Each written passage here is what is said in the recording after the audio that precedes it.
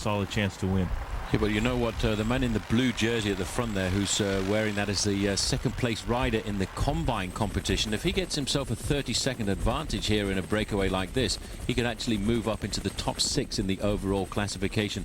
Such is the difference in the riders from 3rd down to 15th place. They're all basically separated by a single minute. They're forming a very interesting group at the front of the bike race right now. The main field is not too far behind, and I do have a feeling it should all come back together before the finish. But those guys in that breakaway, they are on fire. The advantage around about the 7-second mark right now. And there's our chance to see the peloton now, and it is the Fassa Bortolo riders trying to get some action here. They're looking at, you see, there's no willing workhorses here, and this could cost them the race today. It has been a very difficult run-in for the sprinters to control it, and we've got another attack here going now from Euskaltel.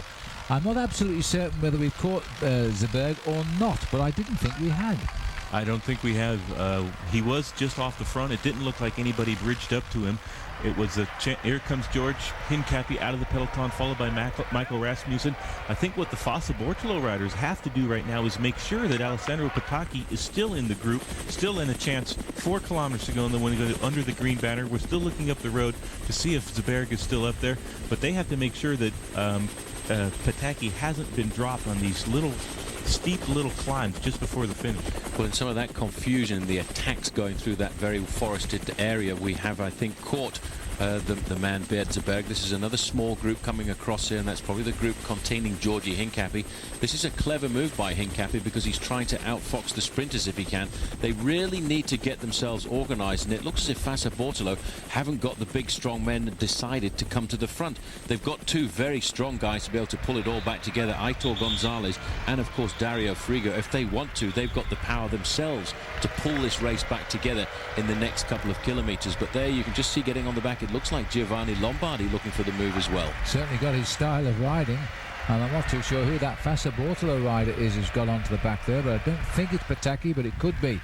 As we've now swung up to the leading 9 men at the front, and tagged onto the back is Astaloa. Well, Zeberg was in that group there, so this is a very serious move right now. We've got around about 8 riders off the front, 4 riders chasing, containing Georgie Hincapie. Now, if Hincapie can get up to that group, he's got a very good chance of taking the stage victory here, and all they have to do is try and get into the outskirts of town with an advantage of 10 or 15 seconds. Well, we're guessing that might be Sergei Ivanov of Fassa Bortolo coming across, and he is a good opportunist and a very powerful man, twice the Russian national champion, if he can get on, of course. Let's have a look now. The gap of 1 rider slipping away again here, 2 riders slipping away, and this again is Luis Perez stepping on the gas. No, it's not. It's the Kelme rider here who's gone, and this is Constantino Zabaya. This rider is such an aggressive rider, Zabaya, and with him is a CSC rider, and that's Peter Lutenberger. Well, Lutenberger's a long way down in the overall classification. A couple of years ago, he was regarded as a man who could finish high in the GC of many of these bike races. They're inside of 2 kilometres to go right now. There's another counter-attack coming, and this looks like it could be somebody from Domino Vacantin. This could be the sort of move from a man like Giovanni Lombardi. It certainly looks like him, Bob, but the way he's crouching over his bike, that's a very typical move by Lombardi. He's a sprinter, but he also looks for opportunities. Well, he has been known to lead it out from 2Ks ago for Mario Cipollini, and nobody else in the field being able to come around him. If he's doing similar attack at this point in the bike race, he has a solid chance to stay away by himself. We'll have to see if we can get a look at the front of the bike race. Fassa Bortolo rider closing the gap to Lombardi there. We don't know exactly. You can see George Hincapie in 4th position on the road. They're closing that gap down, and there's the field right behind them. They haven't made the juncture yet. The last kilometer is going to be absolute chaos before we get to the finish line. It does most definitely look like it is Giovanni Lombardi at the front right now. He never gives up in a breakaway situation. He'll see what the other riders do, but they can't look at each other and wait too much, because here comes the peloton right now. Well, Lombardi goes again. He puts his head down. He knows this is a tactical moment to keep the pressure on, because this is the moment when the main field may just slow down enough for a breakaway situation to survive. Hincapie's just tacked on the back there, that leading group of 3 riders. Phil Hincapie has not won a bike race since 2001. That's an awful long time to go without a win when you're a quality man like he is. Well, today's the day to do it, George, when you're live into the homes of America, because this will be a wonderful result. At 1 kilometre to go, the sprinters are not going to latch on. They've been beaten today by breakaways. A most unusual way this. Lombardi has opened up the sprint here, and he's trying now to wrap it up. We've got, I think it's Pradera in second place, but it might be Vicioso, judging by the cramped style of the rider. But in any case, the sprinters are still coming, and there's still a lead out going on behind for Alessandro Bertacchi. It's going to be a desperate finish here as this small group of riders goes round the bend with Hincapie tagged onto the tail there of Sergei Ivanov as they come into the straight now. Can George get out of that pack somehow and do something? Perez is trying to make the move now. It looks like Angel Vicioso going to the line. Can Once do anything wrong? Maybe they can, because the line's a bit further away. Vicioso has swung away now. Pataki has got through. I don't believe this, because they're coming right up on the line now, and Zabel is on his wheel. Is this going to be revenge for Eric Zabel? The best chance he's had. He's through on the inside. Eric Zabel is getting the line. He's got the victory. That was superb. And Eric, well, if you're going to make a comeback, that's the way to do it. He's a fabulous win. Great bike rider. He's always consistent, and I think we said about 30 kilometers to go. If he was going to win this bike race, he would wait for the lead out to come from Alessandro Patacchi and wait to see if Patacchi could make the error. That was such a confusing sprint for all of the sprinters, catching a breakaway group like that inside of 500 meters to go. You see, Patacchi didn't have his lead out man there. He had to go for a very long sprint. There, right on his wheel, was Eric Zabel. The long lead out by Patacchi faltered a little bit towards the end. You make one mistake and Mr. Eric Zabel is right there. This is one of the most consistent bike riders in the sport, and a man, Bob, at 33 years of age, who still loves racing and winning. What a glorious sprint that was. Patacchi leading it out for so far away. The lead out totally disintegrated from his team, so he had to do it by himself. And Zabel, the patience of the veteran shining through here. Look at that, a clear gap. Eric Zabel is going to be very happy with this win. It's so long in coming. He's finally gotten the better of Alessandro Patacchi in a very chaotic finale. It looks as though probably Guidi got up there in the sprint as well for third place. And no, yes, it was Guidi third. What an excellent result, though, for Eric, because that was his 12th win of the season, and he got 22 last year, but he won't reach that score. But I would think he would take a lot of pride in the way he won that one. I think he would, and I think it was Freddie Rodriguez got up there in fourth place, Bob. He was pretty close in all the big ruckus towards the end there, because there were bikes and bodies and people all over that road, and you really did have to have nerves of steel to pick your way through that confusion. There you can see in the lime green jersey, that is Freddie Rodriguez, just getting onto the tail of Fabrizio Guidi. But look at the power of Eric Zabel here. He waited for the mistake of Alessandro Patacchi and accelerated all the way to the line. That, you know, is his 178th career win. That really is quite a remarkable record. Well, Eric gets his 4th ever stage win in the Vuelta, his 12th victory of the season. And as Eric always says, it's great when you win, when you wear the colours of the champion of your country. And he's done that today as champion of Germany. And look at the time for the day, 4 hours 10 minutes for over 120 miles. A desperate finish, and I don't know how the sprinters got it right in the end today. And it was a typical finish for a man with a lot of stamina who had to chase so hard and then had the big punch over Patacchi at the line. Guidi lacking a couple of lengths there. Patacchi had to work just too hard to be sharp at the end and had to lead out far too long before the finishing line. And that's the sort of sprint that Eric Zabel just adores. And in the end, it was easy. A good length and a bit on the line ahead of Patacchi, Fabrizio Guidi. And good to see Freddie Rodriguez, the twice champion of the United States, squeezing in on the yellow jersey there for 4th place on the line. Well, we'll take a break and then we'll come back and we'll have a look and update you on the day's racing on the eve of the rest day in this year's Tour of Spain. And Zabel has his win. See you in a moment.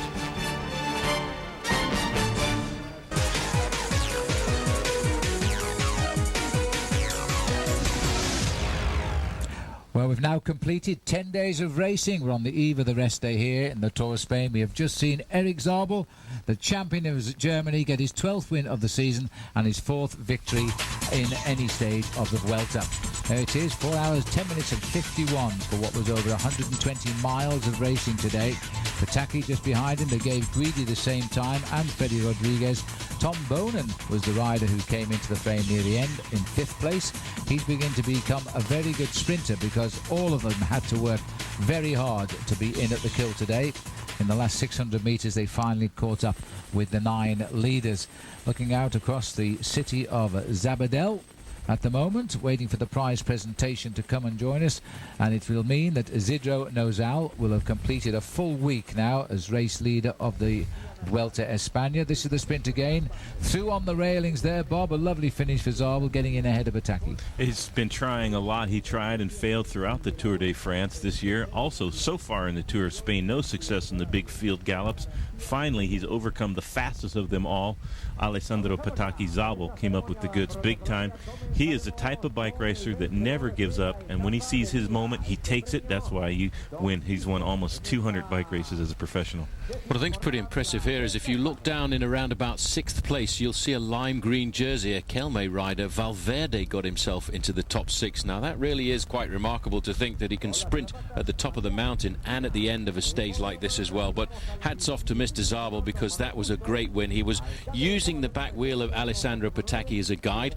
I think Pataki's team, Bob, didn't want to come to the front towards the end because maybe he actually said to them, look guys, my legs are not really all that good today, and that's why there was a rather confusing sprint towards the end. Well, Zabel always benefits from the big climbs compared to the other sprinters, and here is the stage results. Eric Zabel over Pataki, Fabrizio Guidi in 3rd place, and it's good to see Freddy Rodriguez starting to sprint a little bit better. He was 5th on the big field gallop before the Pyrenees started, and Tom Bonen, the young rider from Belgium on the Quick Step team, getting 5th place. Here is Zabel on the podium, collecting just another bouquet and another trophy and another little tchotchke bling bling for his collection of prizes.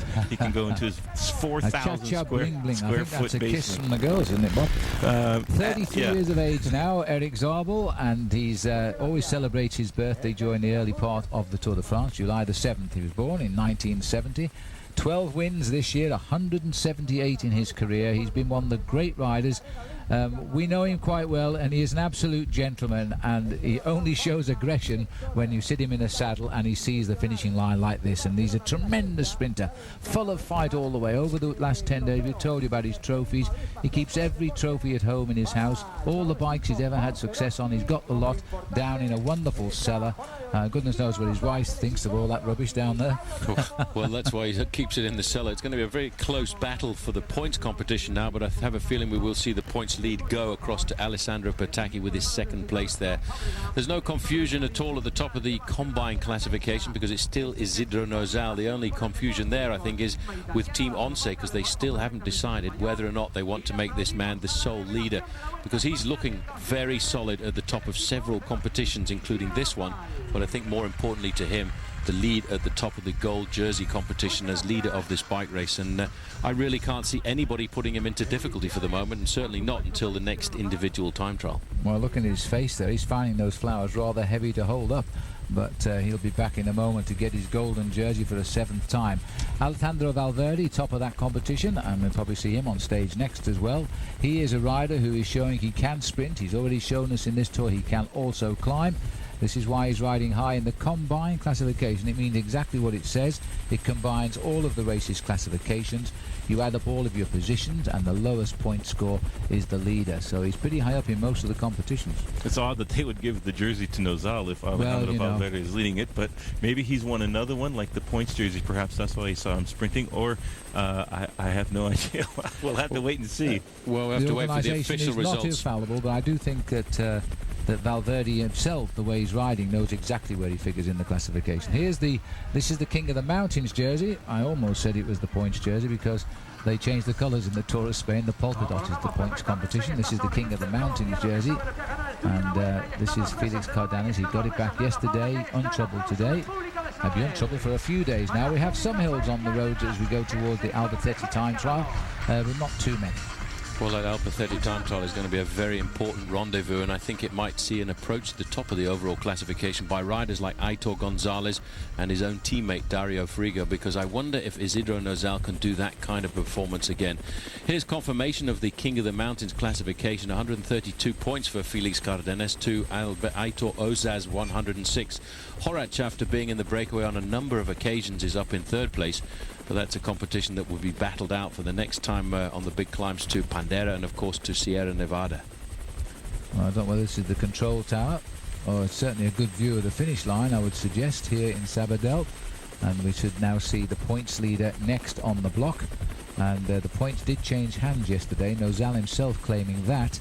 But maybe they're going to be sure now because they've already given one wrong jersey away, Bob. They may be checking on this one. Unless they mark the points down, I think they got the results wrong, but the jersey right for Nozal, the combine jersey.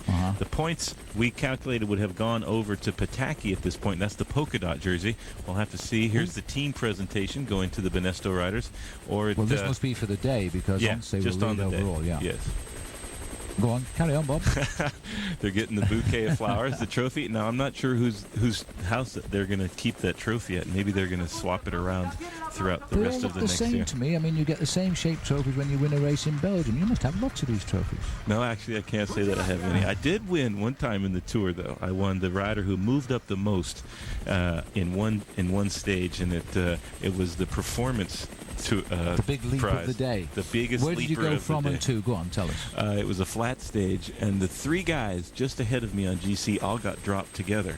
So I moved up 3 positions, and they weren't even going to give the trophy out because they didn't think anybody would move. But somehow, all 3 guys got dropped. And there was a finale. huge groan from the crowd when they said, "Oh no, it's Bob Roll who's gone the most places." Well, they came to the car to find me because I had no idea after the stage, and I was just about ready to leave to go back to the hotel. So I had to get the cap on and all that stuff. So Hey, we forgot, of course, about Pataki taking second place today. That's giving the lead back in the points competition over Valverde and Zabel. And Nozal, who was the leader, has plunged a little bit. He didn't score any points today. But, of course, Pataki finishing second. There we are, the man in the polka dot, who in any other race would be the king of the mountains. In this race, he is the points leader. And Alessandro Pataki pipped on the line for his 3rd win. He'd probably be a bit upset, but basically he had every chance. He just didn't have the final power to get to the line. And let's not forget that he's just had to drag that huge sprinter's body of his right through the mountains in the Pyrenees for 3 days, and that probably deadened his sprint somewhat. I think he'll try and finish the Vuelta a Espana this year. He had to pull out of the Giro d'Italia, had to pull out of the Tour de France, but he has said that the Tour of Spain was regarded as one of his main objectives for the year. And there's no change at all in the overall classification. We didn't expect that on a flat day like this. Still at the top of the lead in the golden jersey race, Isidro Nozal leading his teammate as he has done for the last few days. And Beltran still hanging on there for 3rd place.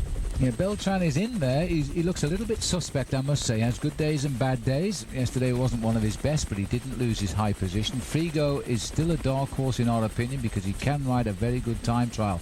And if he's staying with him in the mountains, he still has an outside chance of winning this race by the time we get to Madrid. Watch out too for Mancebo and Aitor Gonzalez in 8th position. They've switched around there, 7th and 8th. They were the other way around, but of course they count the points back, and so Valverde finishing up in the sprint did well today. Here's the golden jersey, and for 7 days now, Isidro Nozal, in the early part of his leadership, we were commentating about when he would lose it. We're not going to fall into that trap again, I can assure you, because this man has shown all the strength of a true champion when he's been put under the hammer. He certainly has. He's fought back on every occasion, and I just hope that over the next couple of days in the team discussions, Manolo Sainz decides to give this man the freedom that he deserves, because he has been a true champion so far and a real revelation in the Vuelta a España. I have a feeling that there may well have been a time gap in the sprint towards the end there, because the 3 seconds that Aitor Gonzalez was behind Valverde may well have been found somewhere down the line of riders as they came into the finish. Yes, that will be revealed in the overall results, but it's quite likely there were splits in that peloton. It was in full cry running off the mountain to the finishing line. We can have a look at the overall situation now with Pacific Life. Isidro Nozal 1:48. There's no change immediately here. These are all the same times as this morning. 2:01 Beltran, 3:05 Frigo, and at 3:28. Now let's have a look at the others. Aitor Gonzalez still at 4 minutes, and Valverde, they're saying, is still at 4 minutes. Overnight it'll all come nice and clear. Rasmussen at 4:04 and Unai Osa at 4:14. Now don't forget, tomorrow is a rest day. We start our coverage of live action on Wednesday as the race will continue. And on Wednesday we go down from UTL to Cuenca, and that'll be stage 11. The riders getting a nice rest down there on the coast. And we're with you live on Wednesday at 9:30 a.m. Eastern Time, as usual. 100 miles down to Cuenca, and the way they're riding, they'll do that in about 3 hours and 55 minutes, I would think, because this is turning out to be a very, very fast Vuelta a España. Hope you're enjoying the coverage. For Paul Sherwen and for Bob Roll, I'm Phil Liggett saying we'll see you again on Wednesday for live action on the Vuelta Espana. Goodbye.